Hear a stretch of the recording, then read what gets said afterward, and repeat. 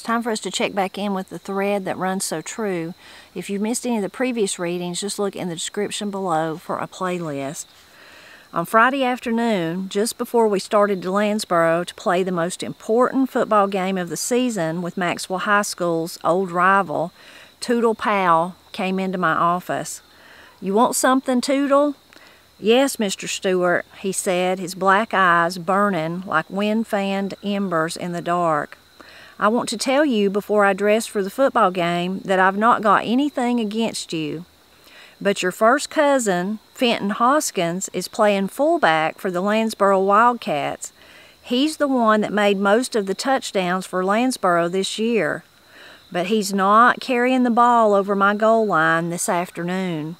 I just want you to know before I get a hold of him that I've not got anything against you." "It's all right with me if you stop him," I said. "I'll be glad. Just don't get your mask off and do any biting." Our cavalcade of school buses and automobiles, nearly a mile long, followed the bus carrying our Maxwell High School Bulldogs.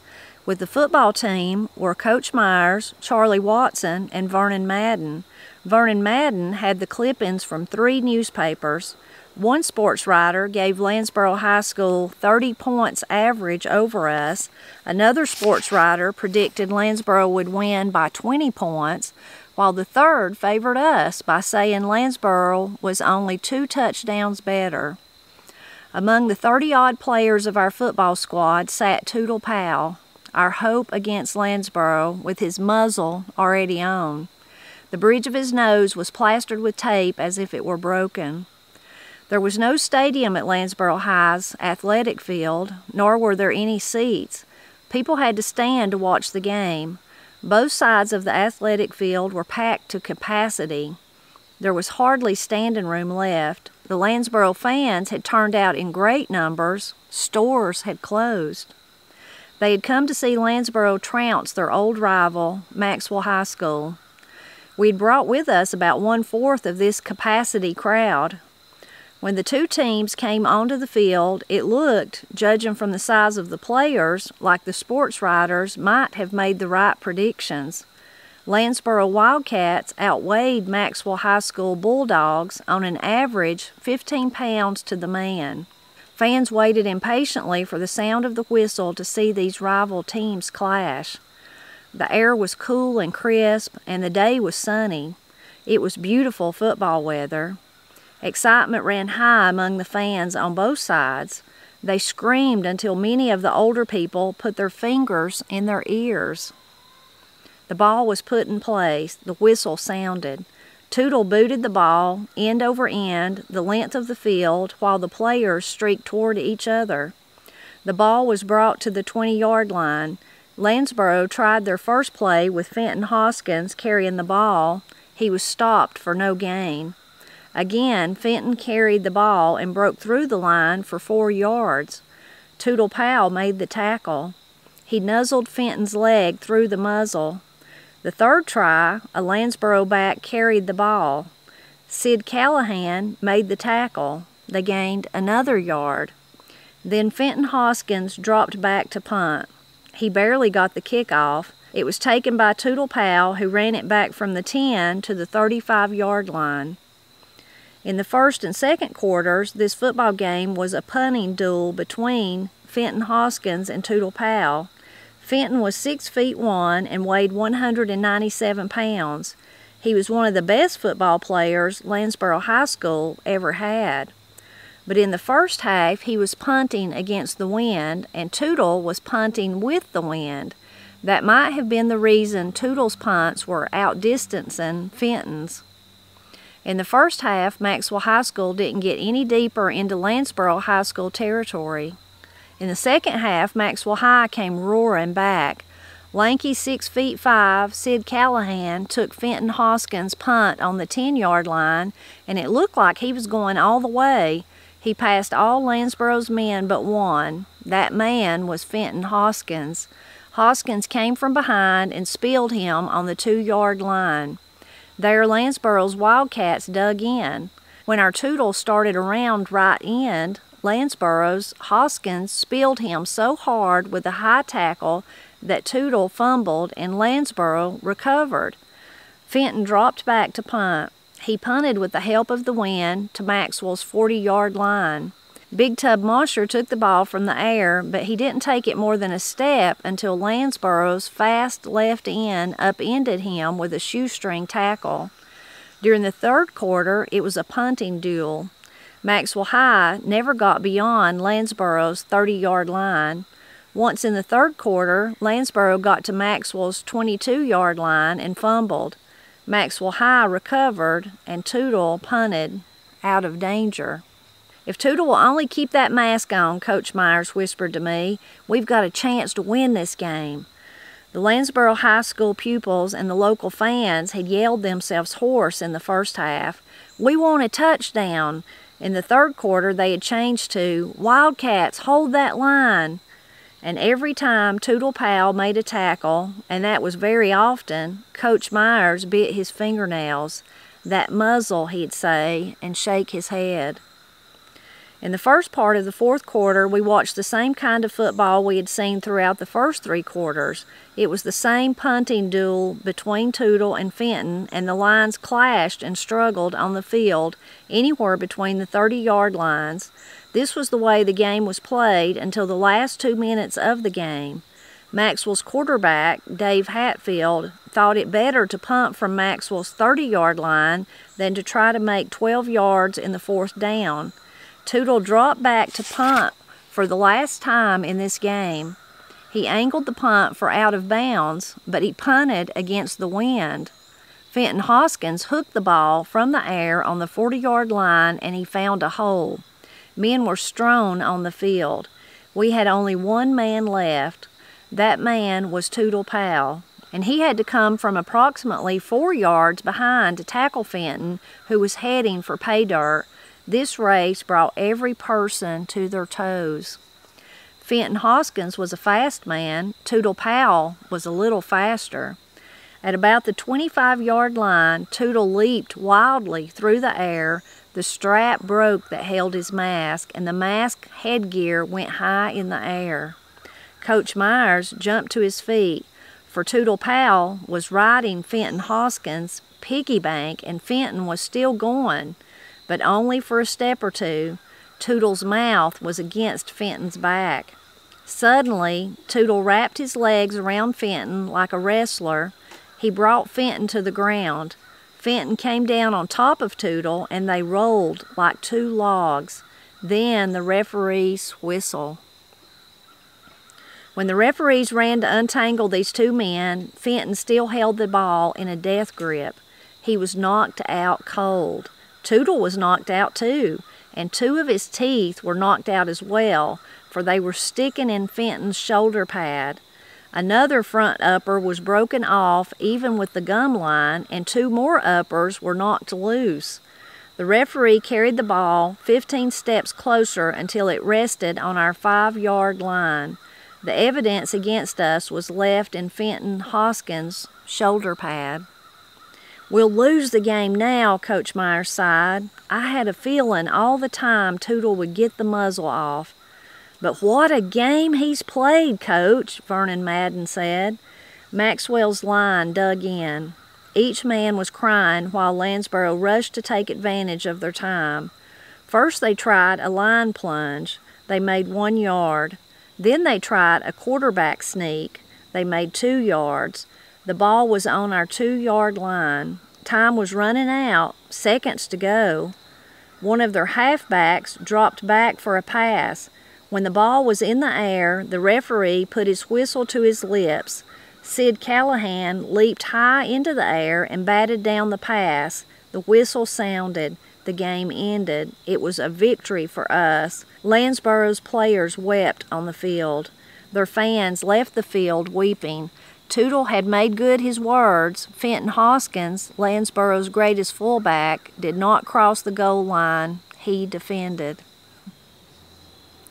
We had a terrific snowstorm in the high hills of northern Kentucky in December. There were deep drifts in the narrow valleys that made it impossible for our school buses to bring the country pupils to Maxwell High School. We dismissed school for 2 days until the snowplows could clear the roads. While I was waiting for the snowplows, I attempted to write a short story. Now that my first book of poems, Man with a Bull-Tongue Plow, had been accepted, I was no longer content to believe that I could not write one. In 2 days, I wrote 3 short stories. To my surprise, Martha Foley and Whit Burnett, co-editors of Story Magazine, accepted Battle Keaton Dies. Helen McAfee, editor of the Yale Review, accepted Hedda W. Hollow. Paul Palmer, editor of the American Mercury, accepted 300 Acres of Elbow Room. I waited until each magazine had paid me for these stories so I could cash the checks at the same time. The evening after I had cashed my short story checks, I was sitting in the living room with Mr. and Mrs. Kingston. Suddenly, I got down on the floor on the hand-woven carpets of this colonial house and started stacking my money in 3 piles.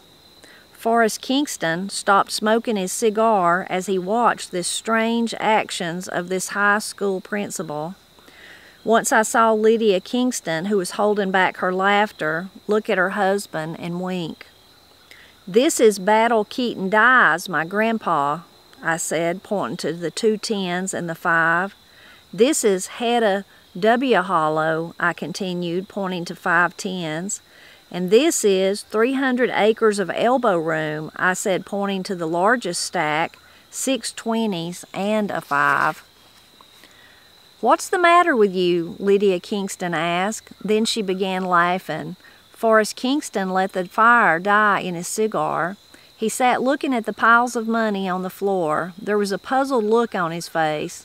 "What are you doing, Stuart?" he finally asked me. "What's this all about?" "Each pile of money is for a short story that I wrote the 2 days we were snowbound," I told him. "What are you going to do with that money?" he asked me. "Carry it in my pocket," I said. Lydia and Forrest Kingston had loaned me money many times before, for when I first went to Maxwell High School, I was badly in debt, and this money for the short stories was the first surplus money I had ever had in my hands that I could call my own since the days I had worked at the steel mills. "Don't you carry that money around in your pockets," Forrest warned me. "You put it in the bank." "I don't know how to put money in the bank," I said. "I never put $1 of my own in the bank in my life." "I'll show you how," he said, looking strangely at me. Then Lydia and Forrest Kingston stopped laughing. What I had said and done was no longer funny to them. They explained to me the difference between a savings account and a checking account. The following Saturday morning, I deposited my first money in the bank. I had the strangest feeling that I have ever had in my life. The bank had always been the place where I had borrowed money. That's the way I looked upon banks, as a place to borrow money. Now I was out of the red, was in the black for the first time, and to have something ahead, something that meant a little security, gave me a feeling I could not explain. Nearly every teacher I knew gave his best to teaching, but he had a sideline such as farming, tobacco growing, carpentering, raising chickens, selling insurance, clerking in stores on Saturdays, or selling books or products from door to door in order to supplement his meager salary. Finally, I had found my sideline to earn myself some extra money. It was writing, and it was paying off. $200 to me was a pile of money. I thought if I could sell the first stories I had ever written, I could sell more. And I wondered about some of the things I had already written. I thought they were about as good as the stories I had just sold. Nest egg, a theme I had written in high school and had taken with me to Lincoln Memorial University, Peabody College, and Vanderbilt University, and used it in the various English classes I later sold to the Atlantic Monthly. 16 of my old high school and college themes I later sold to Harper's, Collier's, Esquire, Commonwealth, Household, Progressive Farmer, Scribner's, American Mercury, and Southwest Review. I thought I had found the solution to my financial problems. I had found a sideline that gave me great enjoyment. I knew now that I could remain in the profession that I had been trained for. I could remain in the profession that I loved. Besides the sale of stories, I would have some royalties come from Man with a Bull-Tongue Plow. In the spring following the publication of Man with a Bull-Tongue Plow, I received a letter from H.L. Donovan, president of Eastern State Teachers College, who asked me to come and speak at College Chapel. He said he was sorry that $25 was all the honorarium he could offer me. When I received his letter, I called my superintendent and read the letter to him over the telephone. "By all means, take it," he advised me. "Don't miss an opportunity like that. I'm proud to have a teacher in my school system who is asked to speak before a college assembly." I hired Rank Meadows to take me in his car. It was approximately 120 miles to Eastern State College. I gave him all that I was to get for my talk to take me there and bring me back. We left long before daylight and arrived at Eastern early in the morning. I met President H.L. Donovan, who was a very friendly college president. I told him I had never before spoken to a college group and that I wasn't sure that I could do it. "You take it easy," he advised me. "I'll go on the platform with you myself. You rest in your room until about 10 o'clock, be at the chapel by 10:15. We'll start promptly at 10:30. You know," he then said to me, "you've written a fine book, and I want you to get up there and tell them about it and how you did it, tell them how you got it published, and a little about your background." It would have been much easier for me if I hadn't stopped at the bulletin board before I went into the college chapel. Here I stood before a little notice on the bulletin board which read, "Jesse Stuart, farm boy and schoolteacher from Greenwood County, will read some of his farm rhymes." Some husky football player stood beside me and read the bulletin same time I did. He said, turning to me, "If Eastern can't furnish us with a better chapel program than this, I'm not going. Are you?" "Yes, I'm going," I said. "I have to go. I want to see what this is all about." This Eastern student, who thought I was a student also, and I walked into the chapel together. "We better grab a seat," he said, as the chapel started filling up. Just then President Donovan walked over to me. "Are you ready?" he asked. "Much as I'll ever be," I answered, while the fellow I'd met at the bulletin board looked strangely at me. I followed President Donovan onto the stage, where I faced a sea of approximately 1,700 faces. "Take it easy," President Donovan whispered during chapel preliminaries. "I'm going to make my introductory remarks short so we can give you the full 30 minutes.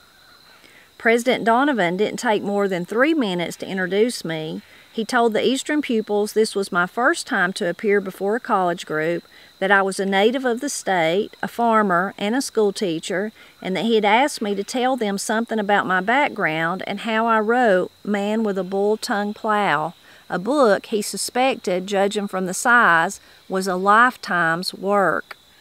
After I had talked to President Donovan, I had outlined my talk on the back of an envelope. I was ready to start talking soon as he was through with his introduction. The first thing I told was my reception at the bulletin board. There was a roar of applause. From this time on, everything I said, though it was serious to me, was funny to them. In that sea of faces before me, I never saw a serious face. I told of my schooling, grades, high school, and college, and of my teaching. I told them of the education my parents had. I told them how we had lived, renting farm after farm, until we finally managed to buy 50 acres. I told them the truth, yet they laughed. Perhaps not any other speaker had talked to them as frankly as I had. I told them I had written Man with a Bull-Tongue Plow, mostly on leaves, while I farmed on my father's farm and while I was superintendent of Greenwood County Schools. When I told them it had taken me lacking 1 day of 11 months to write it, that I wrote it for pleasure and recreation while I farmed and was county school superintendent, they laughed as I had never heard people laugh before. They bent over in their seats and laughed and wiped their eyes with handkerchiefs at the serious, truthful talk I was trying to give them. Often I had to stand on the platform and wait many seconds for the laughter to subside before I could go on. When the bell rang for the chapel to end, the shouts went up. "More! More!" "Go on," Dr. Donovan signaled me when I looked toward him. He was laughing. Classes were postponed and bells rang until I had spoken 87 minutes, and the laughter was stronger at the end than it was at the beginning. The applause seemed endless. There was not a serious face among the faculty members. Dr. Donovan laughed as heartily as his students. At the end of this program, pupils and teachers came forward. I was hot and wet with perspiration. I met pupil and teacher until Dr. Donovan made it possible for me to leave the stage. Scarcely a person left the chapel until Dr. Donovan took me through a side door. Somebody had ripped the Farm Rhymes announcement from the bulletin board for a souvenir. We'll stop right there. Another interesting peek at Jesse's life, for sure. Starting with the amazing football game with Tootle. We got a bug crawling around the camera there. With Tootle Powell. The big game, the final big game that they wanted to win. Now, I know nothing about football. I've never even hardly watched football. When I was in high school, I'd go to the football games, but I wouldn't watch the football game. I'd walk around and talk. And Pap and Steve and Paul might watch it sometimes, but really they never watched it either. They liked baseball, so I understand baseball better than I do football, and not that I'm an expert on baseball, but I really have no clue all that stuff Jesse was talking about the yards and all that. I'm sure you do. But you could tell he did build the suspense in it, that it was a really serious game, and both sides was really just, and like he was saying, there was no bleachers, but everybody just on their feet, you know, watching, and some of them crying and all that. So he really did build the suspense in his writing, even for someone like me that doesn't know anything about football. I do know that football is taken, high school football even, is taken very serious in lots of places, even where I live. People get really into it, and that's fine. They get really, you know, they're pulling for their favorite high school team against the others, and they take it really serious, and really support the school and the players and all that. So that's football. Friday night football is a serious, real thing in my neck of the woods. I know that for sure. I liked how Jesse, all of his language I always liked, but I loved how he described, when he was describing the tackles, like he would say he spilled him like at the such and such yard or whatever, spilled. So instead of saying like tackled or knocked him down or whatever, he would say spilled. I really liked that, spilled. I guess they were spilled, like they were spilled out onto the field, wherever it was that they knocked each other down. I used to work with a lady, a friend, and her little girl, when she first got big enough to realize what the process of throwing up is, if you throw up, she called that spilling. She would say, "Mama, I'm about to spill." So her family called it spilling if you got sick at your stomach, you know, which was cute, because it's like you are spilling, almost like you were spilling water. But I liked that Jesse used that to describe how they were tackled. And then of course Tootle, my goodness, what an end to his story, is that the mask, the thing they made to go over his helmet and pretended like his nose was hurt, all that worked and it stayed on. Says the coach just was like biting his fingernails every time he tackled somebody, because he thought it would come off and that Tootle would bite the person. And then at the very end, he does bite Fenton at the very last play of the game. And poor old Tootle, though, he leaves his teeth in the pad, so Fenton didn't even know he'd been bit, which was good. Knocked them both out. That's crazy, knocked them both out. But poor Tootle, he lost his teeth, and then some of them were loose, and oh my goodness. So it makes you wonder, doesn't it, if that cured him of biting, if that stopped it since he'd lost his teeth. I don't know. Jesse don't say nothing about that. But what an exciting end to that. Really exciting. Then and of course wonderful, then they won. They actually kept the muzzle on long enough to win and played hard and all that, so they won with Tootle's help. And at that one place when Coach is saying, I knew you know, I know the mask is going to come off or whatever. And then one of the others, Vernon, he's like a student coach, one of those that was student. He says, but look how he's played. He's done so good, because they kept him from biting. It's just still so funny to think about him biting. That he can't, and I really do. It makes it sound like he's just the nicest boy. He just somehow can't help biting, which, again, doesn't make sense. But anyway, that's exciting that they win and that's how that ends. And then the next part is that Jesse finally starts submitting his stuff. He's already wrote the book of poems, and then he starts submitting his little short stories, and he starts getting paid for it. So that's amazing. Now he goes through all the things that teachers do on the side, like sidelines, from farming to door-to-door salesman, all kinds of things to make, working on the weekends in stores just to make extra money so they have enough money to make it. But now he's so excited. He's found what he can do, is that he can sell stories. He can sell his stories. And, you know, that has to have been so rewarding for him, so rewarding. And you can kind of see how proud he is when he's at his friend's house there and he gets down on the floor and makes the little piles of money, because he just can't believe that's my money free and clear. I don't owe anybody. I don't, you know, there's nothing, no bill I got to go pay, nobody I got to pay back where I've borrowed money from them. So that's really amazing that he figured that part out. And interesting, too, though, that he didn't really know what putting it in the bank meant, even though he'd certainly went to the bank and borrowed money. You know, all through the book, he's talked about that he had to borrow money for college or his clothes or whatever it was. But he had never actually put money in the bank. So then those friends show him how to do that, and he, for the first time ever, you know, he puts money in the bank instead of taking it out. So that's really, really interesting and really good for Jesse there. I know that, I'm sure that just took a burden off his shoulders, like no matter what, I know now that I can continue to teach and make some money, hopefully more in the future, but for now I can continue to teach, but then I can sell my stories and I can make money that way too. So that was great. And then the very end of this part is when he got invited to that college to speak. And it's interesting that they laughed at him like that. Now, you'll have to tell me your thoughts. I have two different, or a few, I guess, different thoughts. One is like that bulletin board, like the farm rhymes. That doesn't really do justice to the beautiful, I got bugs in my face today,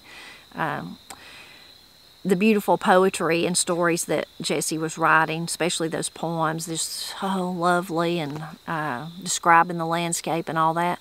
So maybe they were just kind of like, you know, the college is crazy. They put this bulletin out there that he's going to talk about farm rhymes like Old MacDonald or something. And then, you know, then we find out he's this really serious, intelligent person. You know, maybe that's why they were laughing. I also thought another thing could be that maybe because they were in college, they had been told all these about how complicated it was. Everything was so complicated. And then maybe Jesse, the way he explained it, I'm just a normal person and this is the life I've led. And maybe it was kind of a relief laughter, like, well, if this guy can do it, of course we can do it. Maybe it was that. And then, of course, maybe it was just that Jesse was funny. He didn't realize he was, but he was funny. I mean, he obviously is a good storyteller. And even from the very beginning, right when he gets up there, he tells about the football player, you know, out there saying, I'm not even going to go to this thing, or you know. So I'm sure that was probably it, I guess, that he was just a good storyteller. And he kept them really entertained, and all the way through it, whether he was talking about his life on the farm or being a superintendent. Makes you wonder if he told them about Mooner Bentworth or any of them. But all the way through his talk, he probably was just really comical, even though maybe he wasn't meaning to be. You've probably been around people like that. I know that I have. They're just funny. They don't even mean to be, but they just are. They're just funny. So you have to tell me what you thought about that. We've got, look, I know we've got at least one more read, and I guess we got a couple more, though. A couple more to go, but we're getting close to the end. So please leave a comment and let me know what you liked about this part. And as always, I hope you drop back by next Friday.